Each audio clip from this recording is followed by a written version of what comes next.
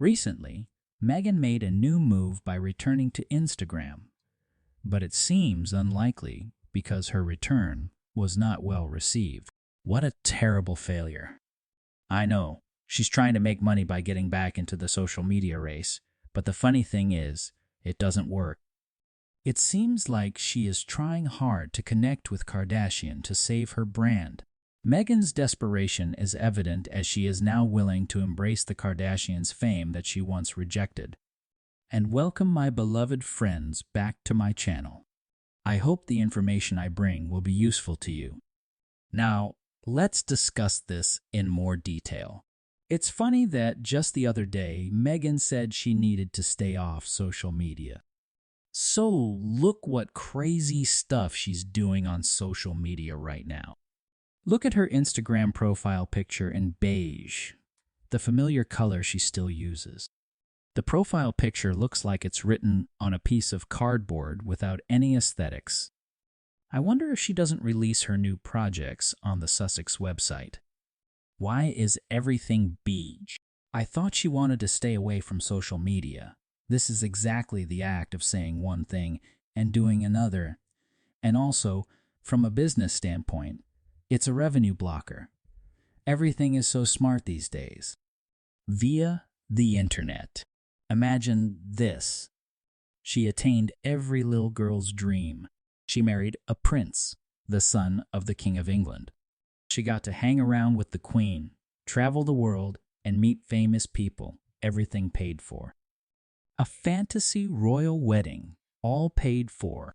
Millions of dollars of designer clothes, the best of everything. She had to meet people and shake hands, attend charity events, smile, wave, and be polite. She was set for life. She threw all that away to attack her family and her husband's family and ended up back on Instagram. Talk about riches to rags. Look at her Instagram posts, blurry videos, hideous names, logos, and symbols. The capital letters are ridiculous. It was clear that she had no help trusting her instinct. She mistakenly believed that she didn't need any guidance or assistance from the art department.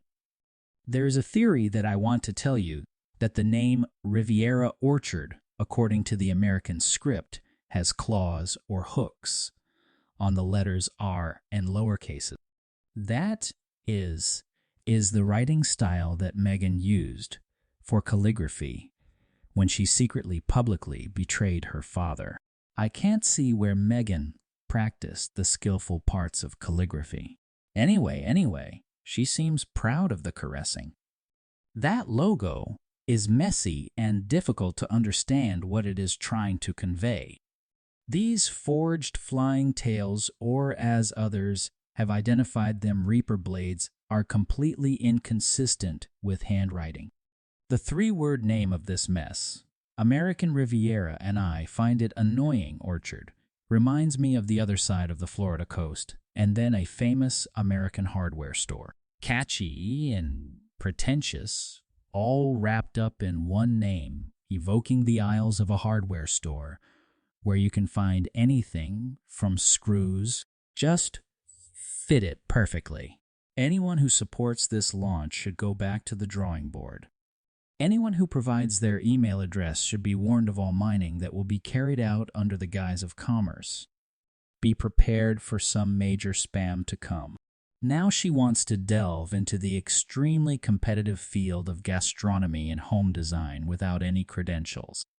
I'm sure if she does have a hit or two, it will be because she's riding on the backs of people with talent but no name recognition. She finds ideas created by others that she likes and copies them. Vogue cover, the bench book, and there are other examples as well. She must be fingernails on a chalkboard to the residents of the American Riviera. The logo for her new brand, whatever that is, evokes that of an upscale escort agency. Something that she's extremely familiar with. It aims for style and sophistication. Yet it ends up pretentious and tacky, just like its creator. P.S. The distant photo of her in a black gown is creepy. right out of a horror movie. As for the logo, it's a mess. When you have letters or motifs overlapped or entwined with each other, you should still be able to distinguish each piece while seeing them come together. It just looks like a big fancy scribble. Posing as a royal monogram, maybe. Honestly, when I saw the 3 mismatched words and the strange calligraphies, I thought it was one of those jokes. I hadn't realized that Santa Barbara is sometimes called the American Riviera. But even so, if it wasn't designed for a high-end escort agency, it was probably conceived by a 14-year-old boy. How funny! I wish someone would call her out on her ridiculous claim that she does calligraphy. Calligraphy is not printing out a font and adding a curl or swoosh to a few letters. The actual logo looks like a claw. Did Meghan use her calligraphy skills to design this? It seems like a possibility.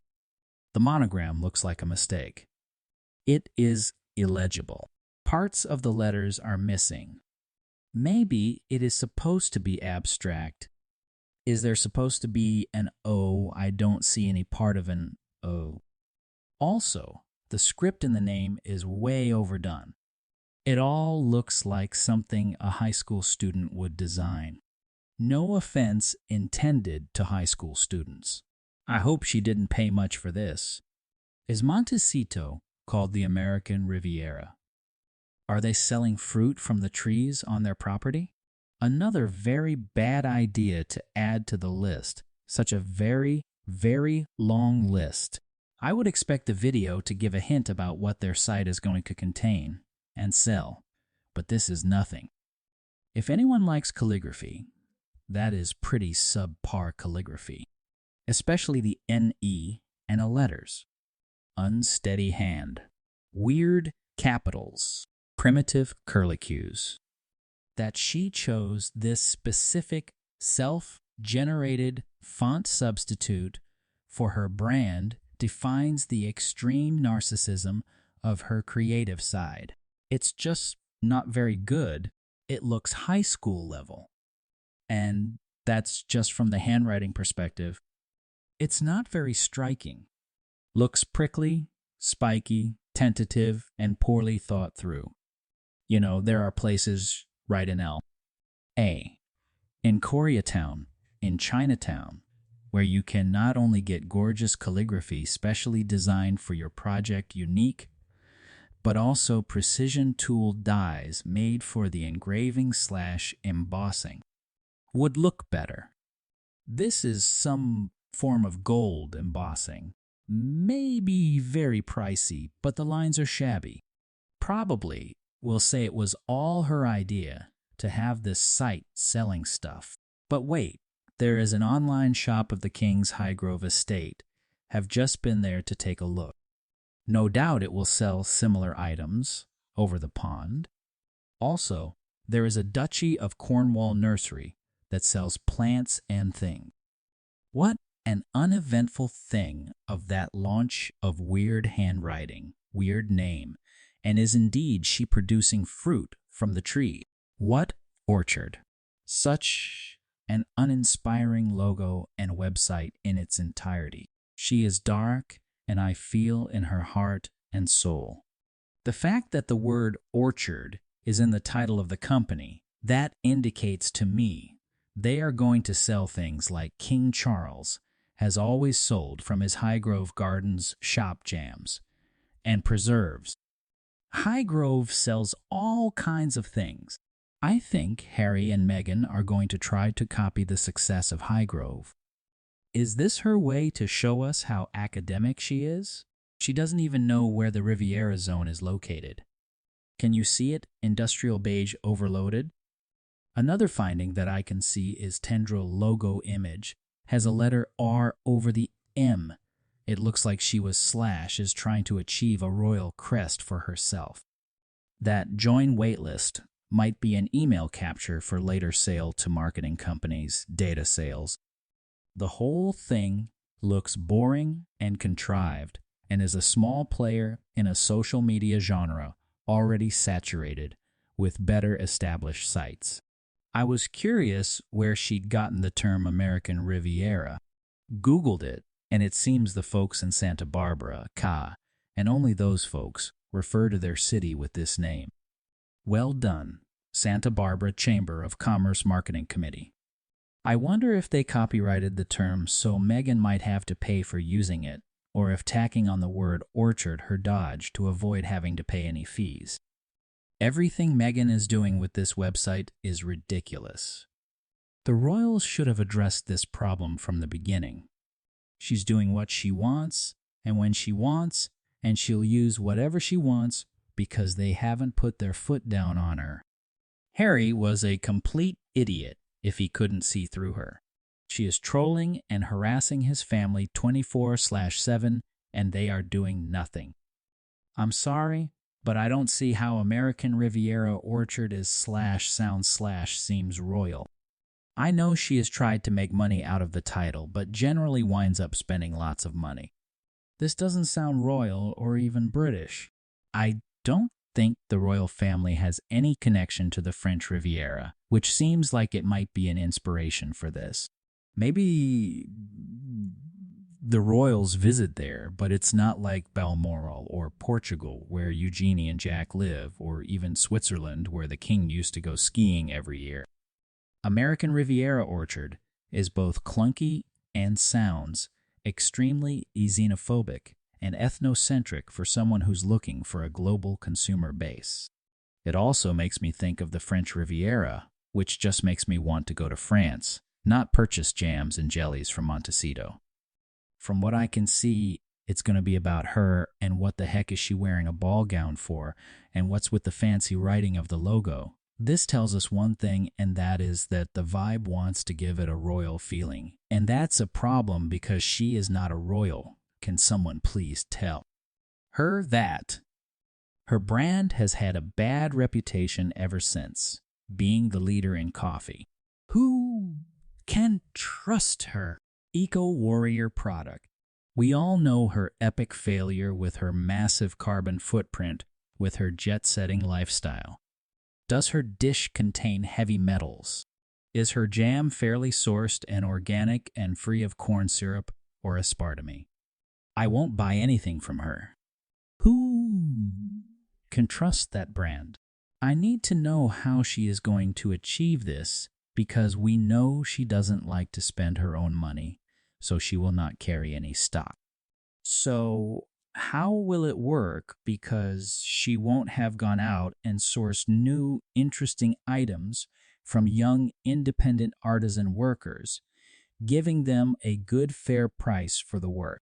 More likely, it will be a sale or return contract, or she will be the 3-R'd party, passing the order on for delivery and charging the customer a highly inflated amount to cover her percentage. Or will she order every single item related to her logo and packaging with an even hike in the price? How many staff members will she get through because we all know how she treats them? I hope she has revolving doors in the workplace for them because there's going to be a steady flow in and then a faster exit out. Up to now, it has more than 500K followers, but comments have been turned off. Did some people sign up for a nursing home but didn't make it? Is waiting boring?